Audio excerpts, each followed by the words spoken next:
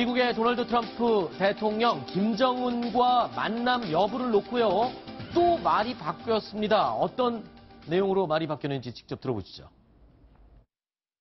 Yes, under the right circumstances, I would absolutely meet with him. Now, most political people would never say that, but I'm telling you, under the right circumstances, I would meet with him. 자, 이렇게 얘기를 했습니다. 김정은과 만나는 것이 적절하다면 전적으로 영광스럽게 그렇게 할 것이다. 만나겠다. 조건문이네요. 예, 뭐 여기도 또 조건부가 나오네요. 그런데 저는 이게 거슬립니다. 영광스럽게 만날 것이다. 자, 그리고 나는 적절한 여건 아래 서라면 만날 것임을 밝힌다.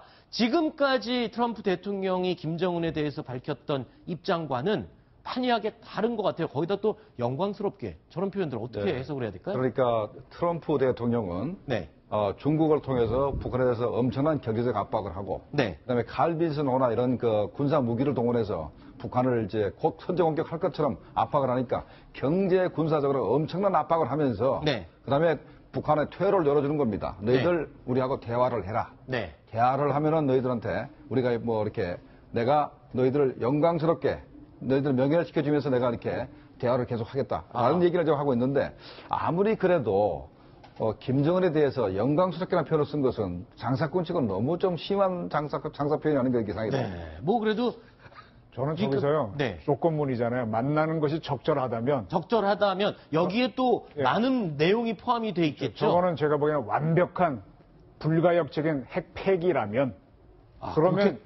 그를 만나서 그렇게 맞으면 저 트럼프 대통령이 노벨 평화상 안 받겠어요? 그러면은 네. 지금 말씀대로라면 이걸 이렇게 바꿔도 되겠네요. 해가 서쪽에서 뜬다면. 아니 맞잖아요. 지금 아니. 김정은이 핵을 포기할 이유가 지금 없는 상황에서 적절하다면 그러면 이게 어떤 외교적인 수사에 불과할 수도 있지 않을까요? 네, 그렇게 되면 그 말대로 be honored, 명예스럽게, 영광스럽게 네. 받겠다.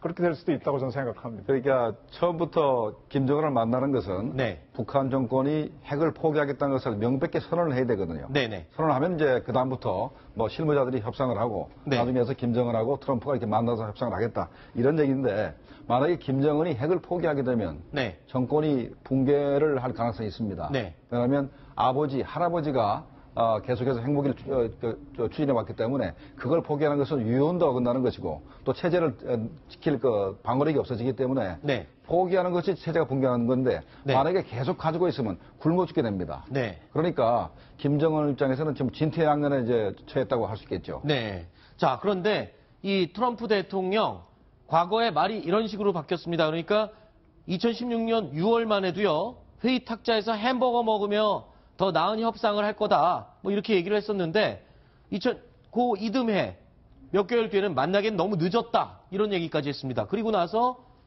지금 와서요. 만나는 것이 적절하다면 그렇게 할 것이다. 이게요. 가만 보면 미국이 지금 투트랙으로 간다고 했잖아요. 최고의 압박을 하면서 다시 최고의 관여.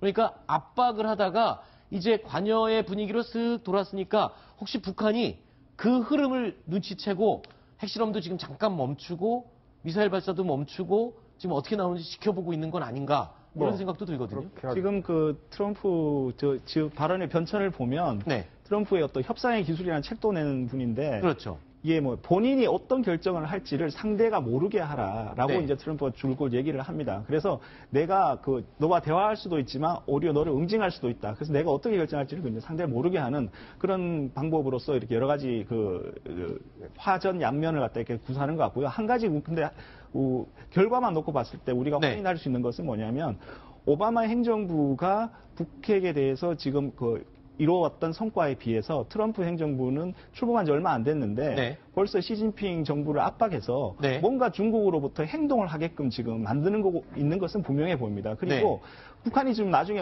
또 핵실험을 할지 안 할지는 모르겠습니다만 네. 북한도 지금 트럼프에 대해서 상당히 좀 당황해하면서 네. 어떻게 반응할지를 지금 노심초사하고 있는 건 아닐까 이런 네. 생각이 좀 들긴 합니다. 사실 북한이 예측 불가능하고 어디로 튈지 모르면 주변국들이 어느 정도는 좀 들어주지 않습니까? 원조 물자도 보내주고 중국도 기름 보내주고. 근데 그러니까. 트럼프 대통령도 거의 비슷한 스타일 같아요. 예측 불가능하니까 중국도 어쩔 수 없이 지금 들어주고 있고 근데 이제 끌려가잖아요. 학자들이 전문적으로 굉장히 김정은의 리더십을 분석을 하려고 애를 쓰고 있어요. 네. 자, 김정은이가 잘하는 게 있겠지만 외교라든지 핵이나 미사일은 서투르겠죠. 그런 부분은 엘리트의 말을 들을 겁니다. 네. 지금 같은 경우 이번에 하지 마십시오. 누가 그랬겠죠. 과거 같았으면 장성택이처럼 죽이겠죠. 네. 안 죽이는 걸로 보인단 말이에요. 올해 그렇죠. 여명거리에다가 잘 진 집을 주고 하니까 아, 저 엘리트와 관계가 연결이 되는구나. 그럼 엘리트가 어느 순간에 이 수령을 만만하게 보면 그 다음 단계는 뭐겠습니까?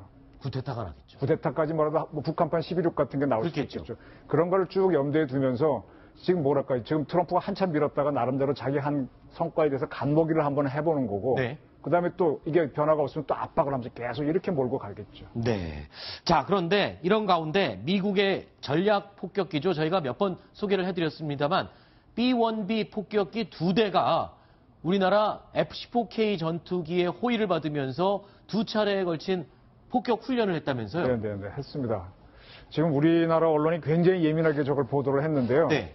두들겨 본 결과 미군이 이 동아시아에 3개 미 공군을 두고 있습니다. 네. 장 전방이 한국에 있는 7공군인데 여기에는 가장 저가의 전투기인 F-16이 와 있고요. 네. 그다음에 일본에 미 5공군이 있습니다. 거기는 F-15도 있고 16도 있어서 좀 더 강력한 전투기가 있고요. 네. 그다음에 전략 무기인 폭격기나 이런 급유기 같은 거는 제일 후방인 괌의 13공군에 있습니다. 네. 이 세 개 공군을 한꺼번에 움직이고 알래스카에 있는 11공군까지 같이 움직인 게 태평양 공군사령부인데 저 전폭기들이 날아와서 7공군이나 5공군하고 작전을 연습하다 가는 거거든요. 네. 그것을 정기적은 아니지만은 늘 해오던 걸 이번에 한 겁니다. 네. 했는데 우리가 예민해서 북한을 뭐 이렇게 하는 거 아니냐 네. 해석을 과다한 해석이 들어간 거죠. 아. 와가지고 한국 공군의 F-15K랑 같이 연합 훈련을 하고 빠져나간 겁니다. 지금 그러면은 지금 트럼프 대통령 뭐 적절하다면 북한의 행동이 적절하다면 만날 수도 있겠다. 영광스럽게 이렇게 얘기를 하면서